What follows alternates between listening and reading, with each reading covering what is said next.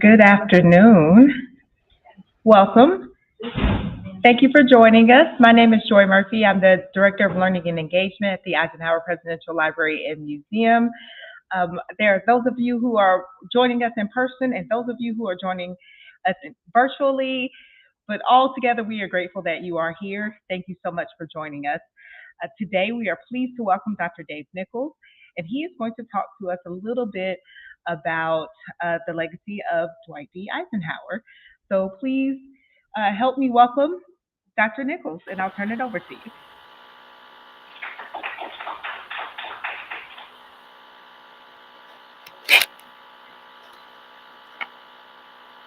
Okay, thank you, Joy. So we're ready to start, huh? Um, folks, I'm one of my bad jokes is that my books are a lot better than my speeches. So read the books. That's really what you need to know to be aware of something. So anyway,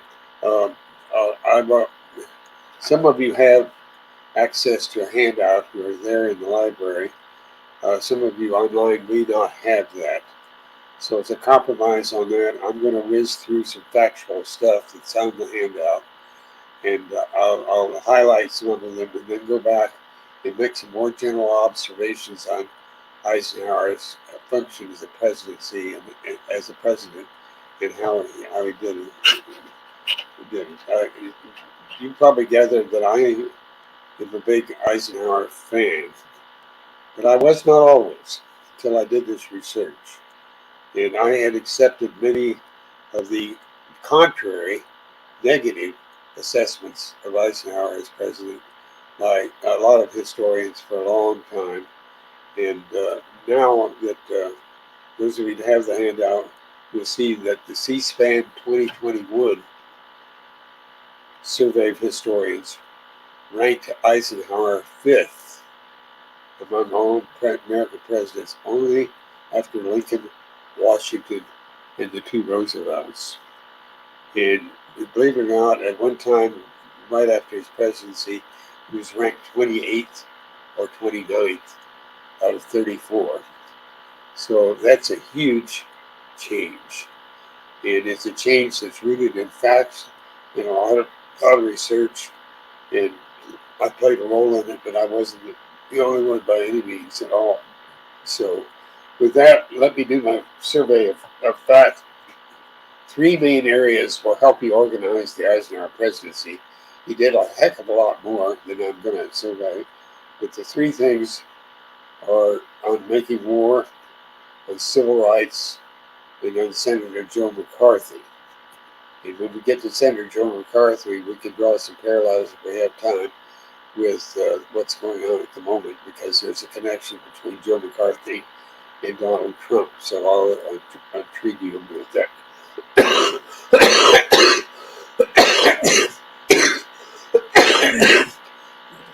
Folks, I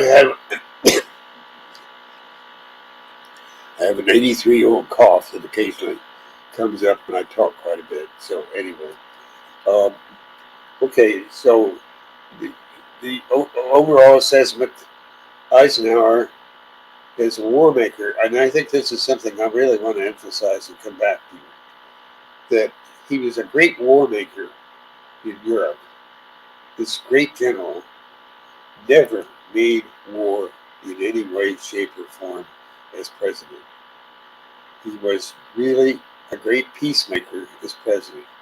And I hope that sinks in on you, that this was a guy who knew what war was, could do it effectively, and could have gone to war at least 3 or 4 times during his presidency, and did not, and instead prevented this bad situation from becoming serious.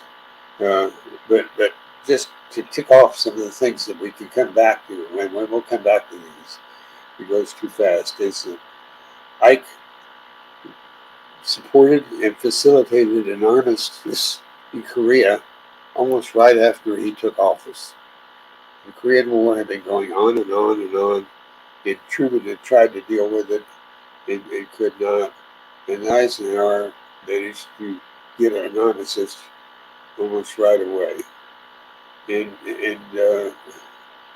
he, the Vietnam War is one that some of you who are my age or younger even knew a lot about. But Eisenhower gave only token aid to the French in Indochina. He, in effect, refused to get involved in the Vietnam War. And then the big one that one of my books is about is that Eisenhower actually withheld oil and financial aid from his allies, particularly the British and French, when they attempted to go to war over the Suez Canal and Egypt nationalizing it. And so,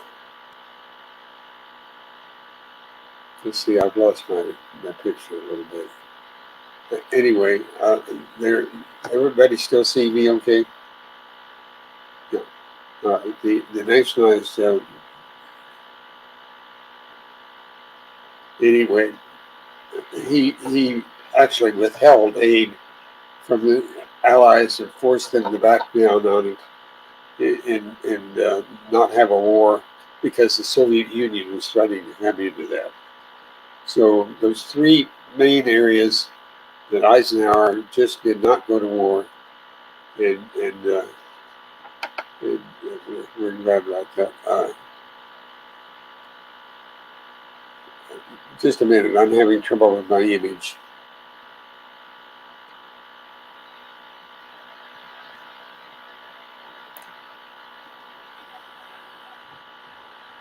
How can I help you, Dave? I don't know, I just see part of my picture. I don't know why I missed it. Okay, it's back. Are you all seeing me okay? Yep, we can see you and hear you just fine. I'll just plow ahead. Then on Eisenhower and civil rights, he was the great civil rights, and by that term is used these days, talking about race relations. He was the great president of civil rights up to his era. He desegregated the District of Columbia, schools, public facilities, desegregated the armed forces when Truman had announced he was going to but didn't get it done. He desegregated the southern bases in the United States. He appointed, above all, Earl Warren as the Chief Justice of the Supreme Court. Supreme Court's in the news a lot these days. Well, Eisenhower appointed the great Earl Warren, the governor of California, to be the Chief Justice of the Supreme Court. In all, he appointed 5 pro-civil rights justices to the Supreme Court, and underwrote what we know now as Brown v. Board of Education for desegregating the public schools, one of the famous Supreme Court decisions. And then concerning Senator Joe McCarthy, Joe McCarthy had his own big lie. We heard about Donald Trump and his big lie. Joe McCarthy had his. On February 9th, 1950, he announces that he has the names of 205 communists in the United States State Department. And he didn't have those names and never did offer them. But he held hearings, used his senatorial post to hold hearings and accuse people of communism. And then the story evolves, and we'll get back into it, that he employed Roy Cohn, the Cohn, and G. David Shine as attorneys for McCarthy's. And those two guys were lovers. And I just need to warn the audience, our attitudes toward gay lovers and gay marriage has changed dramatically, although we're still arguing about it with the Supreme Court. But you will find the 1950s, that bigotry is pretty much unquestioned, even in the Eisenhower administration.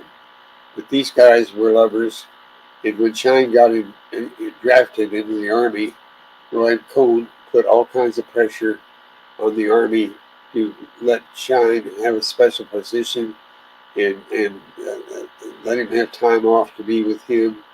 And eventually that turned into a scandal where the Eisenhower secretly ordered the publication of a 34-page summary of the privileges that Cohn sought for Schein. And that turned into a scandal that ended up with hearings in summer of 1954, televised hearings in those days, and those televised hearings showed Joe McCarthy at his very worst, and insulting and profane, and destroyed his reputation.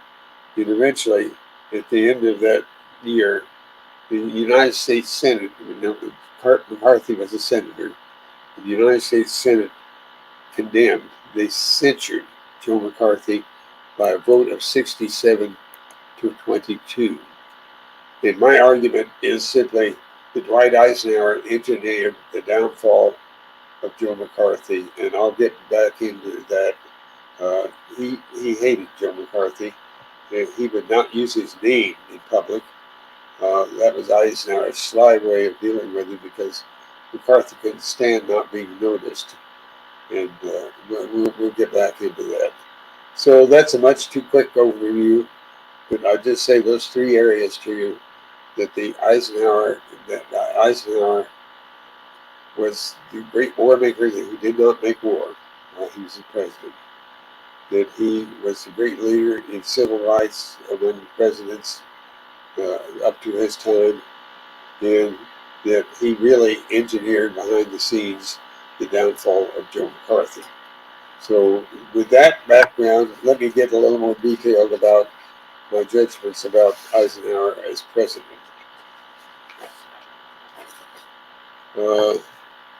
Guys, I'm not keeping track of time very well. How are we doing?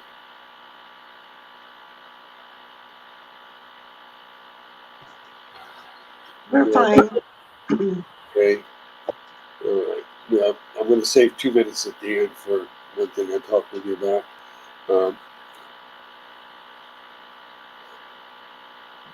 Fred Greenstein at Harvard University back in 1983 and 1982 published a book called The Hidden Hand Presidency. And the issue always was that Eisenhower just didn't use the bully pulpit. That's what Teddy Roosevelt called the capacity that the presidents had to speak out and influence people by what they said. And Ike was a man of action, not a man of words for the most part. And he didn't do the belly pulpit thing. And so Fred Greenstein was the first historian who began to question the thought. Remember, Ike was rated 28th or 29th at the time that Greenstein's book came out. And Greenstein argued that he really was behind the scenes doing all kinds of good things, and he was a hidden hand president. And I think he really had more to say than Greenstein said, and I found some of that. We'll share a couple of those quotes with you. But anyway,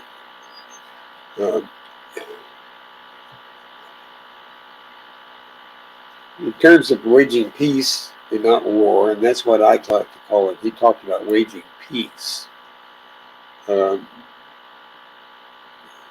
was a strategic thinker when it came to war making. And he had been a general in Europe. He had pursued what they called a broad front policy, broad front strategy, moving across the continent of Europe toward Germany. And some advisors wanted him to try to cut the war short by a direct attack on Germany. But he did not do that because he thought all the nations that allied themselves with Germany needed to suffer as well. And I think the wisdom of his approach was proven in that the peace that came after World War II has lasted really until now. And it's an extraordinarily stable thing.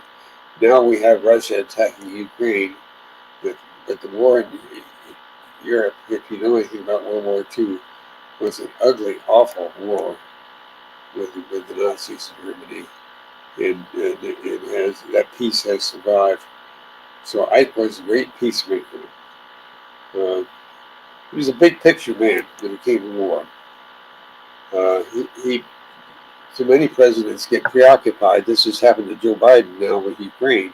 Get preoccupied with a particular nation or a particular situation. And that was not Eisenhower.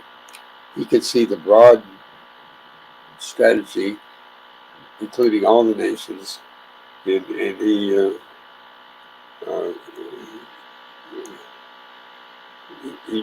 just, it would be whether it be Indochina or China or Europe, he could look at it all the way the general did in the war.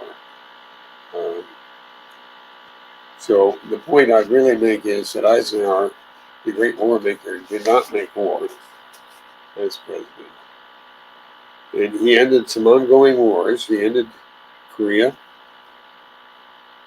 He avoided getting deeply involved in Vietnam.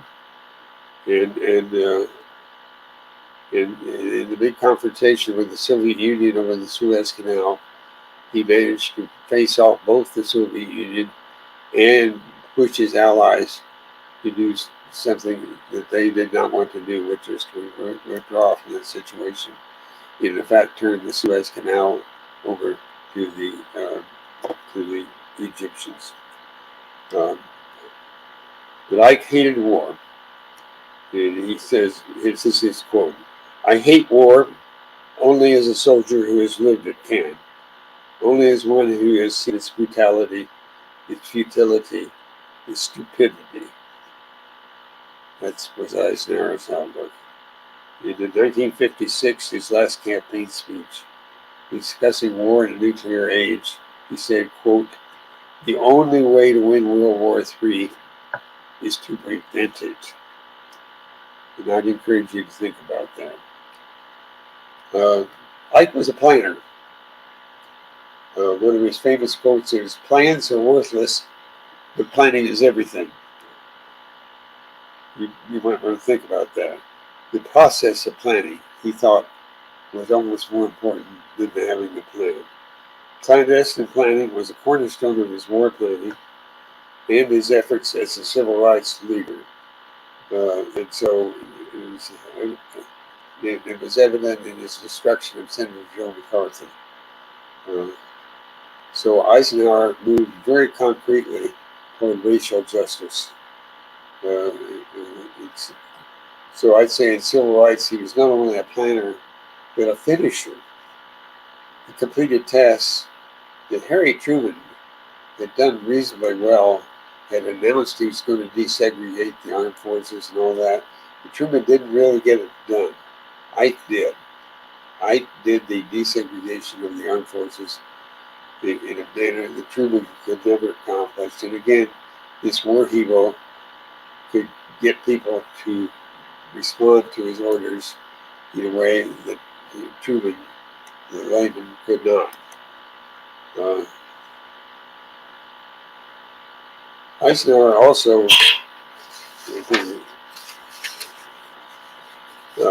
well, let's just say, let me get another quote. Partly, it was so alleged in his early years that Eisenhower just didn't speak out on the subject. Well, he did in ways that usually the scholars ignored. So in his inaugural address, he said, I find it, "I propose to use whatever authority exists in the office of the president to end segregation in the District of Columbia, including the federal government, and any segregation in the armed forces."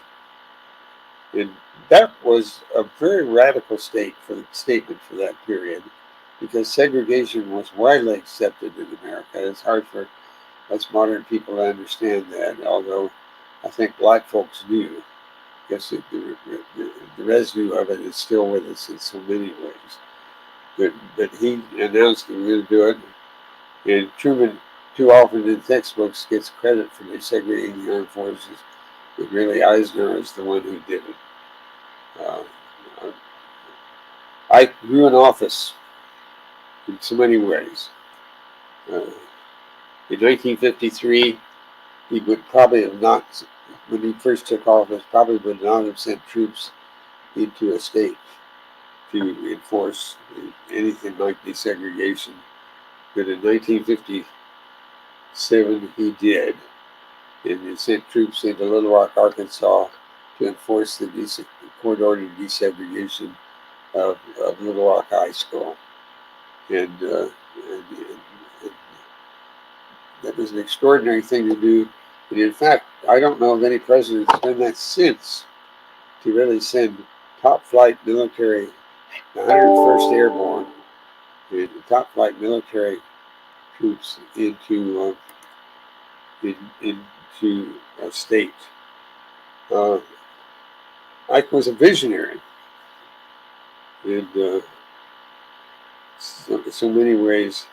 And his farewell address is somewhat famous because even though he was a military man, in that farewell address, he said, quote, "In the councils of government, we must guard against the acquisition of unwarranted influence by the military-industrial complex." And so he was always warning about the danger of the military-industrial complex. And I have a quote I'll share with you at the very end of our conversation about that and his outlook on it. And so, again, you have to understand that Eisenhower did what he needed to do as a soldier, but his attitude toward life was, and the government, was dramatically different from many things that he had to do in so many ways. And it's just, I hope, if nothing else, I encourage, as I say, read the books. It's better than listening to me. Then Joe McCarthy, I just need to say to you that Eisenhower destroyed Joe McCarthy in so many ways. He hated McCarthy. Joe McCarthy represented what historian Richard Hofstadter called the paranoid style in American politics. And we're undergoing another wave of that right now. Americans just like to fight over their politics, and we still do it. And McCarthy, as I said to you, wouldn't hesitate to lie. And his big lie was claiming he had the names of 205 communists in the State Department. And Eisenhower's strategy was initially just to ignore McCarthy. He would just not mention his name in public, no matter what anybody from the news media asked him. He would not use his name. He believed that this would just drive McCarthy up the wall because he wanted attention. And the only thing about that difficult thing was that to the media they wanted him to comment on McCarthy, and he wouldn't, and so it made him look bad. But he understood what he was doing. And one time he said behind the scenes, he said this in privacy in his office, quote, "McCarthy has the bug to run for the presidency in 1956. Ike thundered.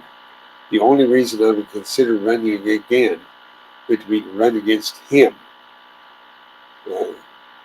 Please note this is a conflict within the Republican Party of that era. I think we have a conflict not unlike that going on now, but we won't get into that.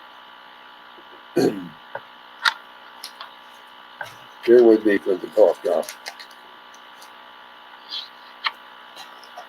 Anyway, what Eisenhower did was ignore McCarthy, but the other thing he did was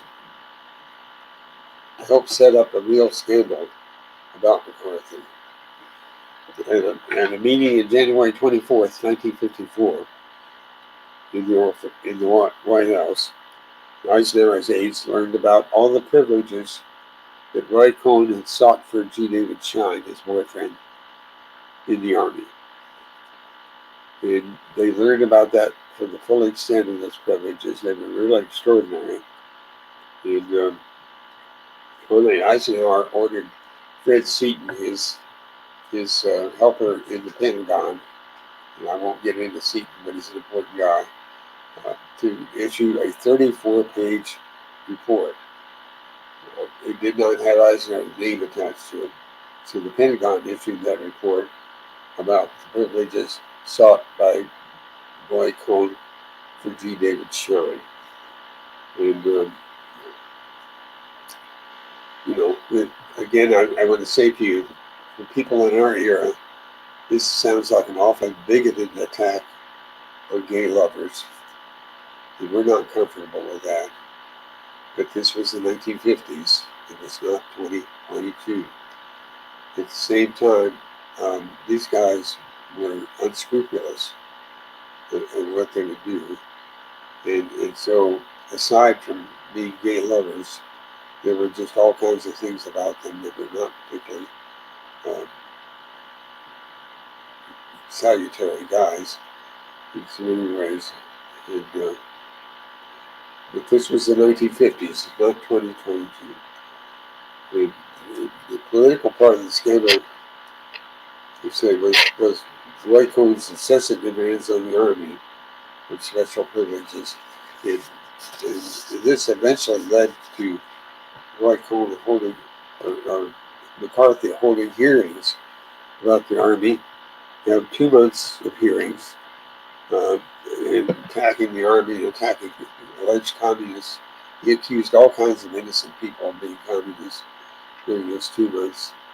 And eventually, these hearings, the hearings that they set up, televised hearings, eventually showed McCarthy to be at his worst, insulting, angry, falsely accusing patriotic citizens of treason.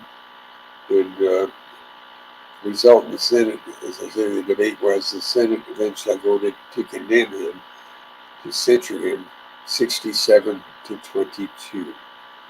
And after that, McCarthy had no friends left in the Senate. He would go, nobody would talk with him. Eventually, he died in 1948. He was a very heavy drinker, and some people would say he drank himself to death. That may be the case.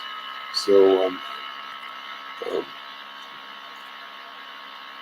with that, let me get into the modern fallout of some of this.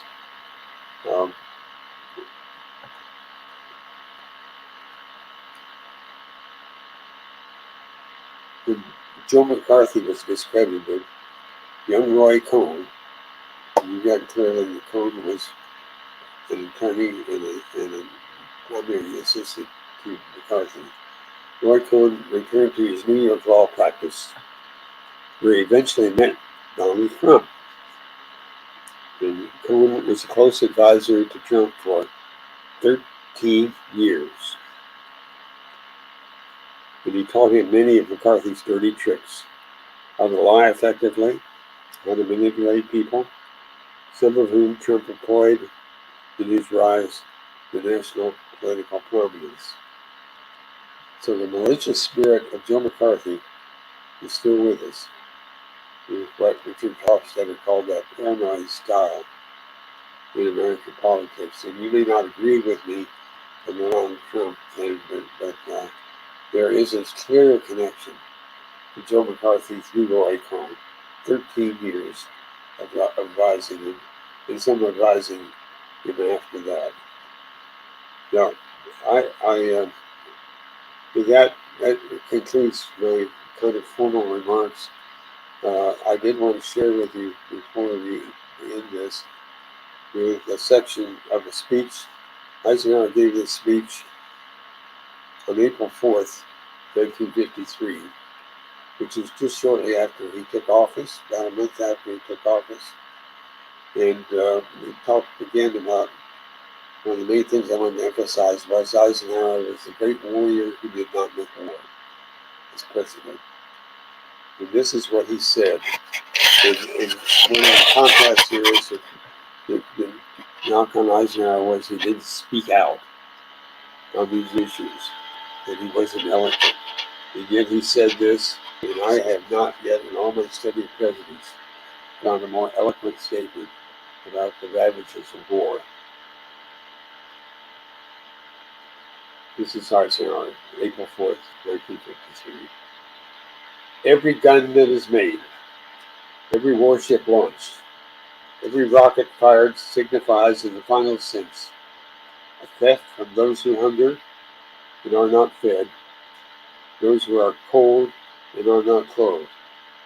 This world in arms is not spending money alone, it is spending the sweat of its laborers, the genius of its scientists, the hope of its children. The cost of one modern heavy bomber is this: a modern brick school in more than 30 cities. It is 2 electric power plants, each serving a town of 60,000 population. It is 2 fine, fully equipped hospitals. It is some 50 miles of concrete highway. We pay for a single fighter plane with 500,000 bushels of wheat.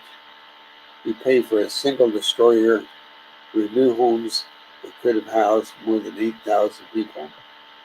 This, I repeat, is the best way of life to be found on the road the world has been taking. This is not a way of life at all, in any true sense. Under the cloud of threatening war, it is humanity hanging from a cross of iron. Thank you. I welcome any comments or questions.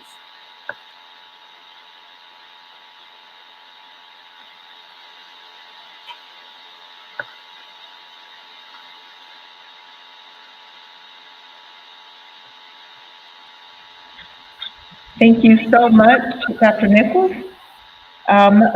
We don't have any questions in the chat right now, but we do have a comment from Frank K.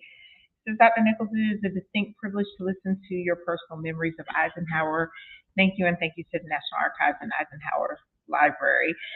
We do have people in our audience here. Do any of you have any questions? I'm happy to come down and ask your question.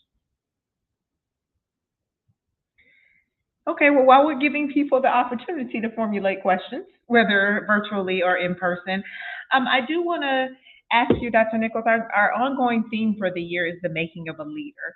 I think I talk a lot about, or we've talked about a lot of different ways that people become leaders and what leadership means and all of that. I would be interested to get your take on President Eisenhower or General Eisenhower and his leadership, and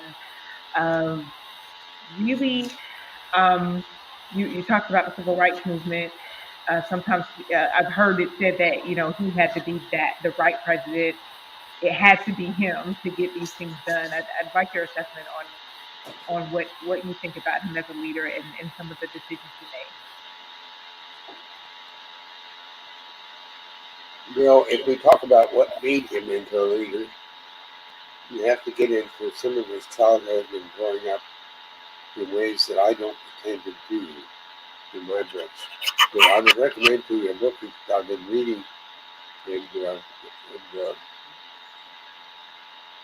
commenting on that does his childhood and his development really well. Is a book by Rick Striner, Striner. I don't think that's been published yet, but it will be the next few months.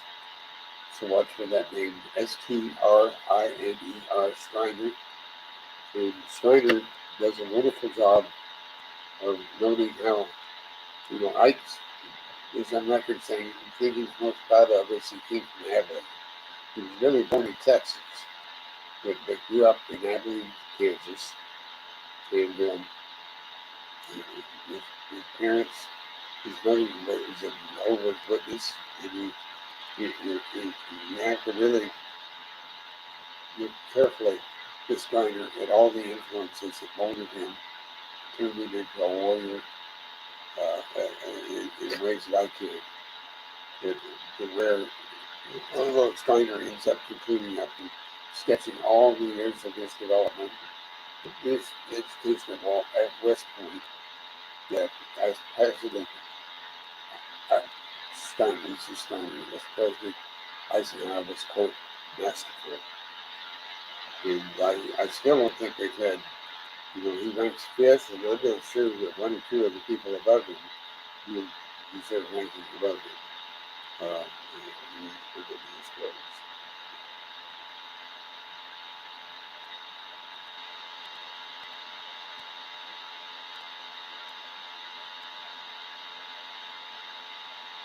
I've lost your sound, Dwight.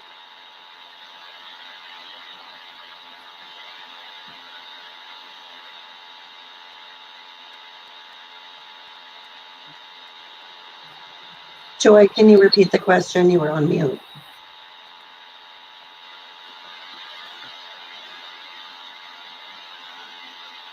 You were still on mute.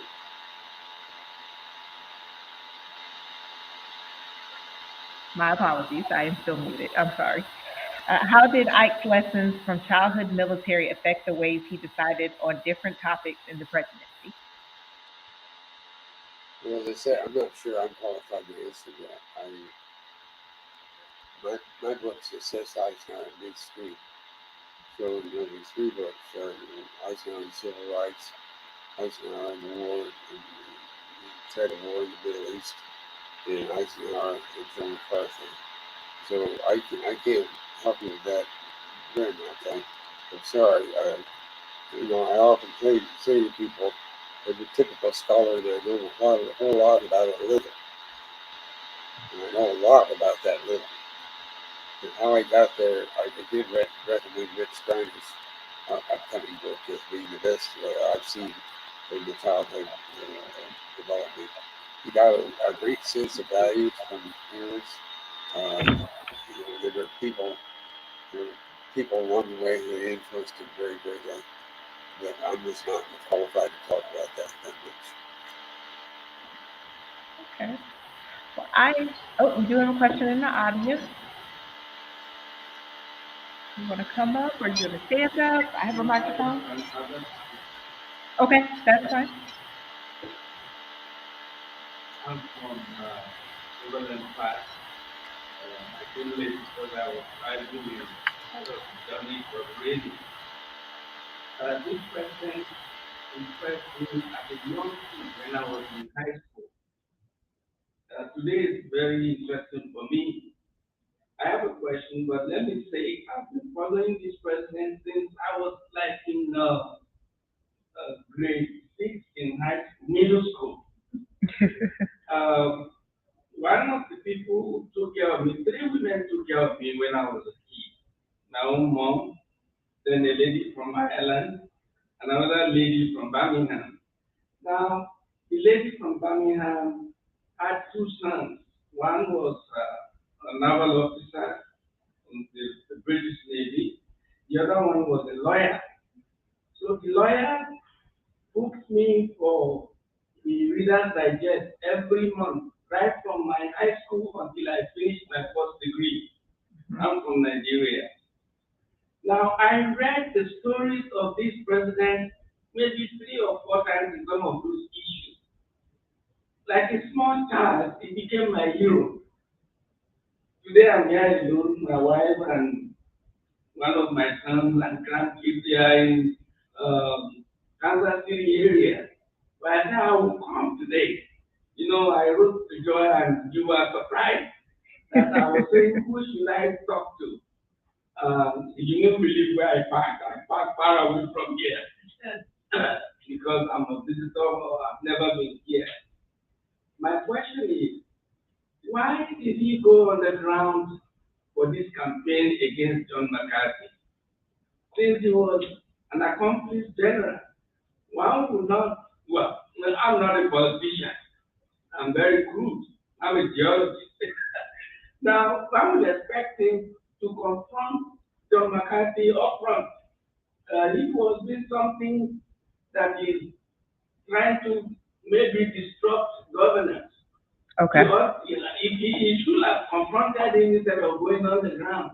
I need some explanation about that because leadership, sometimes if you make the wrong move, you get negative results.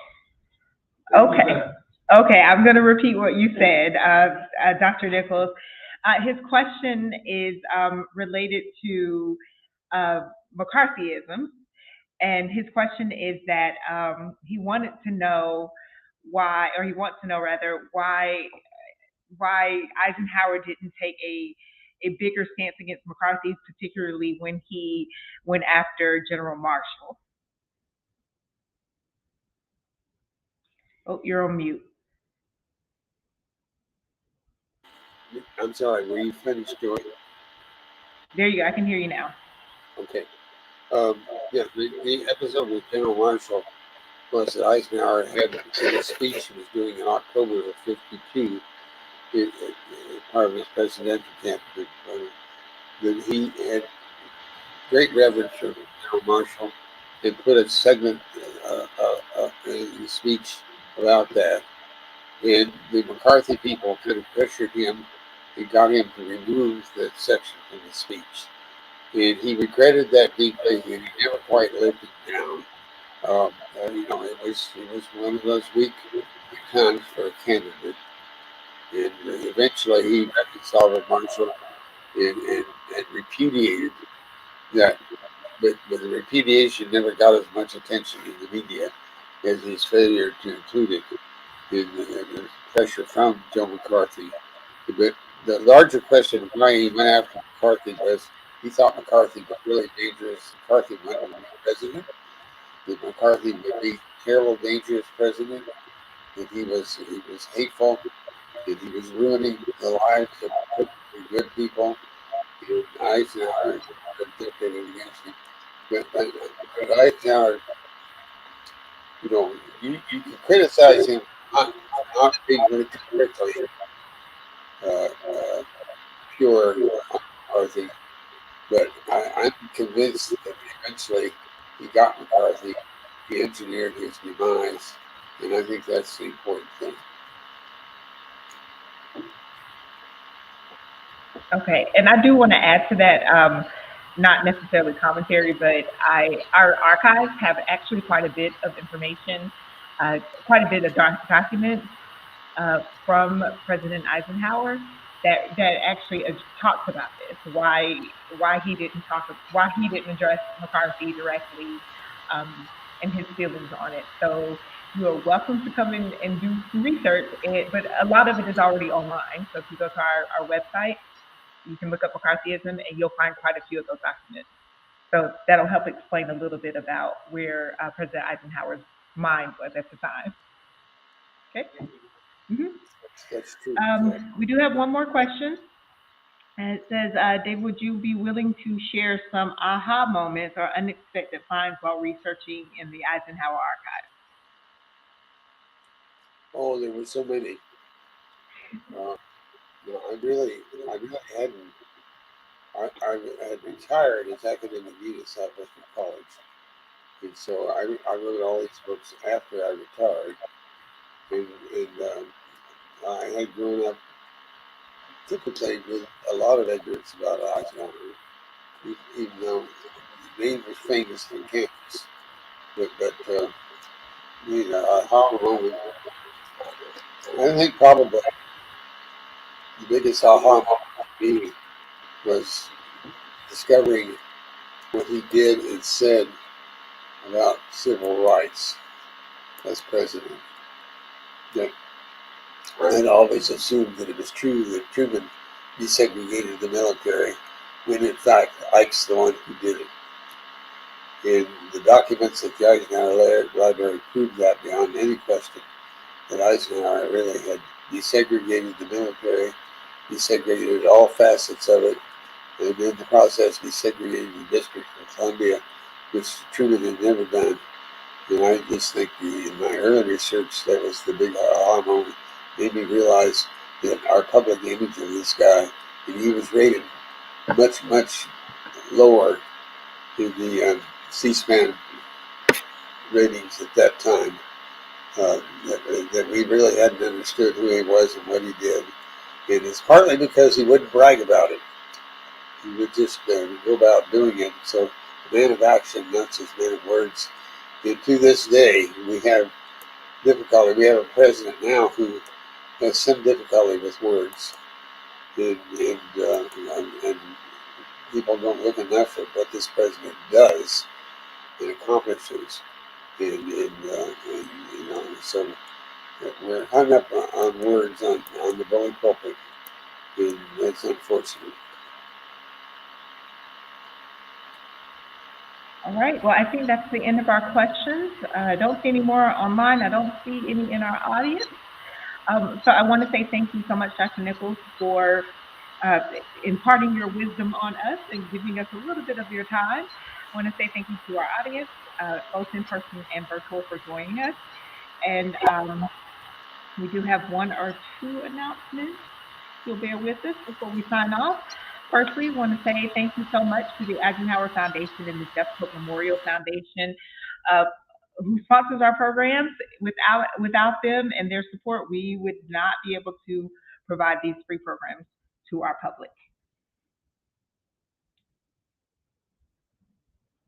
Our next program is our Evening at Ease, where we'll welcome Dr. Will Hitchcock on Tuesday, August 9th at 7 p.m. This will also be a hybrid program, virtual and in person. In our next Lunch and Learn, we will welcome Timothy Reeves, our former assistant director here. He is now the deputy director at the National Archives and Records Administration in Kansas City. He will come on Thursday, August 25th, again at noon. We'll come out, we'll eat, we'll learn a little bit.